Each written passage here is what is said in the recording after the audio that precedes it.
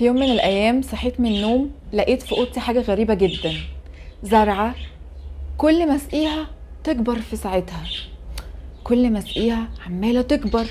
استغربت قوي، قلت لا، ده أنا لازم أنادي أهلي وأوريهم الزرعة دي. رحت جريت بسرعة، طلعت أناديهم من بره: تعالوا بصوا على الزرعة، عندي زرعة في أوضتي كل ما بسقيها عمالة تكبر. قالوا لي: يا بنتي انت بيتهيألك، هو في زرعة كل ما تتسقى بتكبر في نفس الوقت؟ طب تعالوا بس شوفوها. اول ما جم معايا عشان يشوفوا الزرعة، بنبص عليها لقينا مكانها تراب والزرعة مش موجودة اصلا. قالوا لي: شفتي، احنا قلنالك ان اصلا ما فيش حاجة اسمها كده. اللي حكيت لكم عليه من شوية ده كان حلم بنوتة جت وحكتهولي، وانا عرفت افسره لها، بس بناء على حاجة مهمة قوي، ان انا كنت عارفاها كويس وعارفة ظروفها وعارفة بتمر بايه. والبنوتة دي لو كانت راحت لحد تاني تسأله على تفسير الحلم او دخلت على النت او شافت فيديوهات تفسير احلام، اكيد كان هتسمع كلام غريب، وكان ممكن ده يأثر عليها نفسيا، وممكن كمان يوديها في سكك مش حلوة خالص. البنوتة ديت اختارت انها تمشي في الطريق ده اهلها مش فاهمينه، مش معترفين بيه. هي عمالة تكبر وعمالة تتطور وعمالة تبقى احسن وتبقى اشهر، بس هما مش عارفين يشوفوا ده، ومهما تحاول تفهمهم هما مش عارفين يفهموا. ايه هو التأثير النفسي لتفسير الاحلام؟ وهي دي الحتة المهمة قوي اللي انا جاية اكلمكم فيها دلوقتي. انت حكيت حلم لحد، انت يعني مش عارف هو هيقولك ايه، فهو فهم الحلم بشكل يخوف، فبدأ ان هو يقولك ده شكل هيحصل لك كذا ويحصل لك كذا ويحصل لك كذا. طبيعي جدا انك هتتأثر بالكلام السلبي ده، وطبيعي مخك هيقعد يفكر كتير يا ترى الكلام فعلا اللي هو قاله ده هيحصل ولا لا.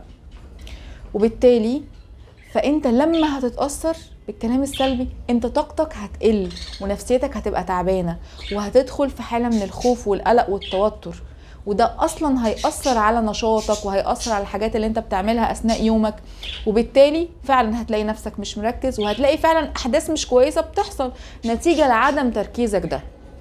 يبقى اذا انا لازم افكر 1000 مرة قبل ما احكي لشخص الحلم بتاعي، لان هو ممكن يفسرهولي بطريقة تكون سبب فعلا ان الحلم ده يتحقق، نتيجة ان انا بقيت بفكر بشكل سلبي، فبقيت مش مركز، فبقيت في احداث فعلا وحشة بتحصل. طيب افرض بقى ان في حد جاي يحكي لك حلم، انت اللي بتسمع دلوقتي، وهو جاي قلقان او خايف، او الحلم ما كانش حلو، او هو شاف حاجة تخوفه. انا اعمل ايه في الوقت ده؟ خد بالك ان انت في اللحظة دي كل كلمة هتقولها ممكن تأثر في الشخص ده جدا، وتأثر في طريقة تفكيره، وممكن تتسبب في مشكلة كبيرة ليه لو انت قلت كلام يخوف.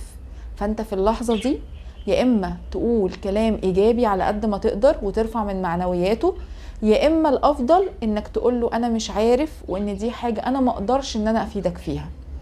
لان المشكلة بجد مش في الحلم نفسه، المشكلة في تفسيره. المشكلة هنا لو انا فسرت الحلم بشكل يخوف للشخص اللي قدامي، فهو صدقني، فهو بدأ يعيش في خوف وفي قلق وفي توتر، ده هيأثر عليه اكيد في حاجات كتير قوي. فالافضل انه يا اما انا اقول له ان انا مش عارف، يا اما ان انا ابشره واقول له ما تقلقش وده عادي حاجة وهتعدي.